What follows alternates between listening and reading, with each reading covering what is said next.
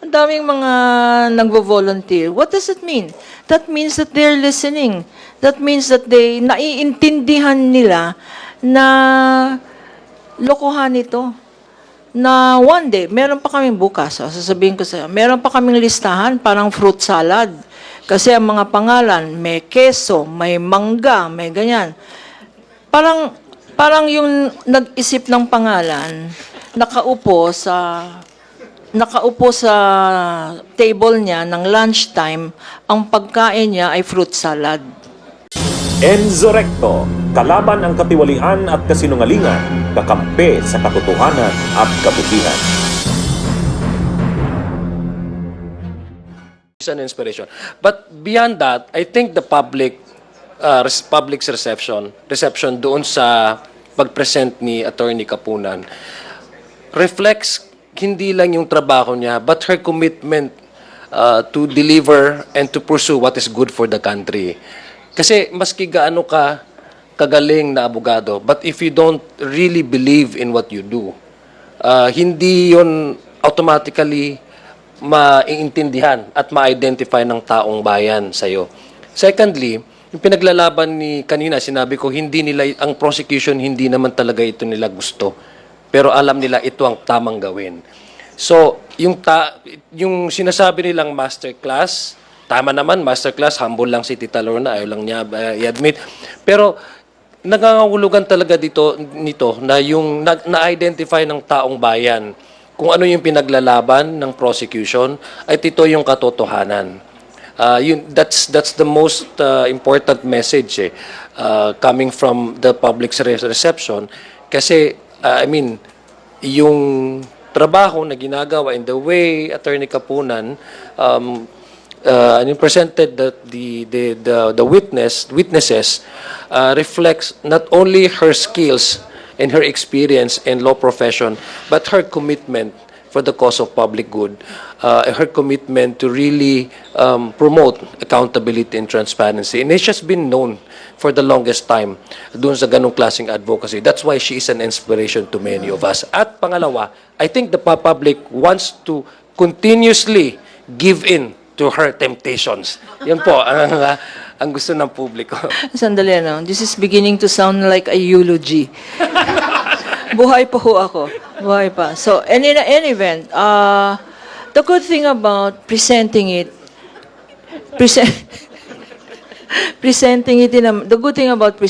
in a manner, or studying how to present it in a manner, is you engage the public. Alam mo, katakot-takot, nag-detect sa akin na nagsasabing, Attorney, sabihin nyo nga na itong kasamang pangalan na ito, Gina Hasa. Oh, kasama tong pangalan na ito. Ano pang mga, Maluwang. Di ba? Ang daming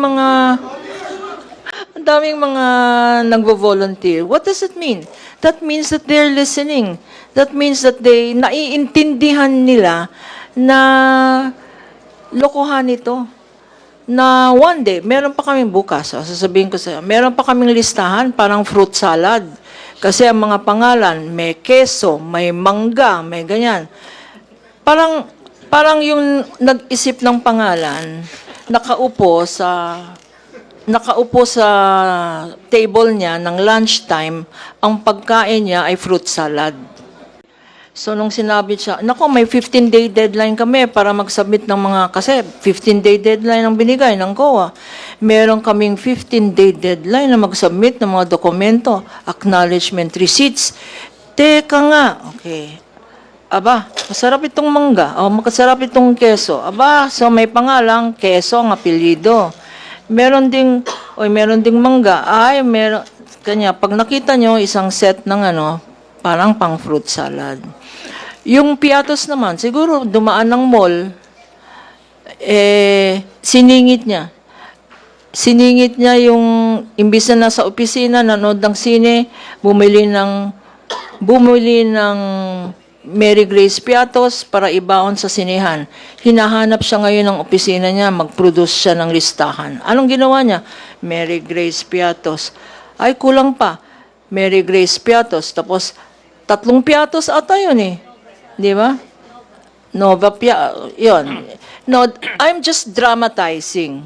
that this is the way the public, ganito ang iniisip ng publiko. And that's why it means na effective ang message ng prosecution. Kung ganyan, kalokohan ng mga pangalan, wag na nating sabihing alias, kasi sasabihin nila, mga mayayabang ang mga lawyers, sasabihin nila, it can be argued that aliases are allowed under the guidelines.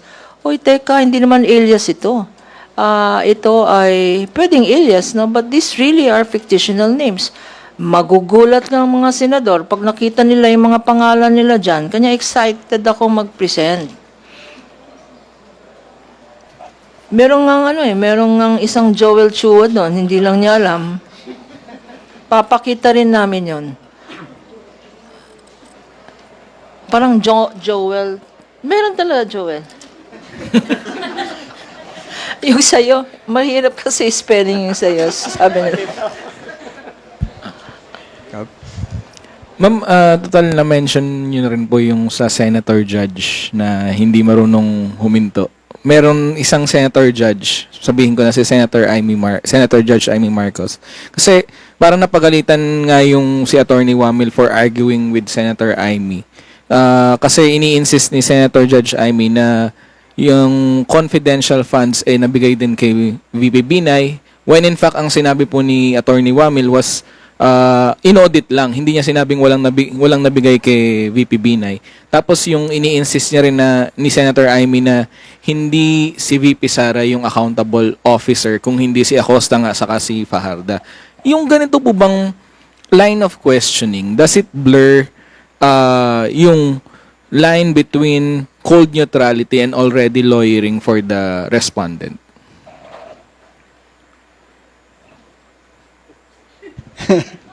Ako na lang, no? Unang-una, sabi ko nga kanina, kasi this is in relation to the question earlier. I think the question of kung Senator Judge Amy, with all due respect to her, kasi mayroon naman po talaga siyang opinion at mayroon naman po siyang karapatan paano bumuo ng opinion based doon sa kanyang approach sa mga ebidensya at mga testimonya ng witnesses, being a Senator Judge. But again, yung question kasi niya kay Mr. Wamil is yung accountability of officers, since Ms. Gina Acosta was the one whose name was reflected in the checks, and Mr. Fajarda, the same case on the part of DepEd, dapat without even saying it, parang ang interpretation natin is sila dapat yung accountable officers. Pero very clear naman din sa joint circular, no? It's the SDOs and the principal. Ibig sabihin, kung sino yung head ng agency, the head of office, no? Pangalawa, yung sinabi ko po dun sa testimonya ng dalawang witnesses natin, yung dalawang lang bank managers, they were actually called and they were told 2 days or a day prior to the encashment of these checks under the name of Mr. Fajarda and Ms. Gina Acosta na sila yung ipapadala. Ms. Gina Acosta on the part of the OVP and Mr. Fajarda on the part of the Department of Education. That alone indicates that they are acting based on the orders of their principal. In this case, the Office of the Vice President's head is headed by the Vice President, and on the side of the Department of Education, again, also part of her portfolio as a Secretary of Department of Education. So, klaro na po yun. Actually, it was not refuted. It was not even cross-examined ng defense. So, it was established na talagang inutusan sila, no? Itong dalawang SDOs.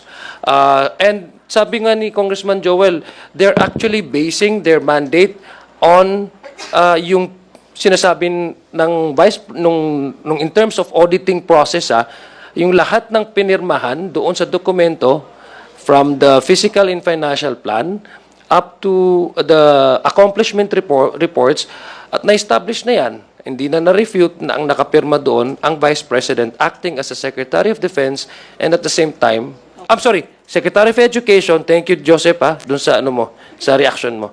And as Office of the Vice President. So klaro po 'yon. So ano yung iniisip po ng ating Senator Judge Marcos? Again, we respect her position on this, kung ano po yung opinion niya regarding this. Pero I think the fact remains na ang head ng OVP ay si Vice President Sara Duterte. Ang Secretary of Education at that time ay si Vice President Sara Duterte. And no SDO can ever, no SDOs can ever assume yung responsibility and obligation of the head of the agency insofar as request of the confidential funds, how it will be implemented and how it would be audited, how it will be supported by attachments and other documentary evidence proving that the utilization is done within the criteria and enumerated parameters of the joint circular. Bunyog, bunyog, halikan na kasama ka. Bunyog, kapag buklod ay may pag-asa. Luzon, Visayas, Mindanao, isa ang pananaw. Sa bagong Pilipinas ang bunyog isisigaw. Bunyog, bunyog.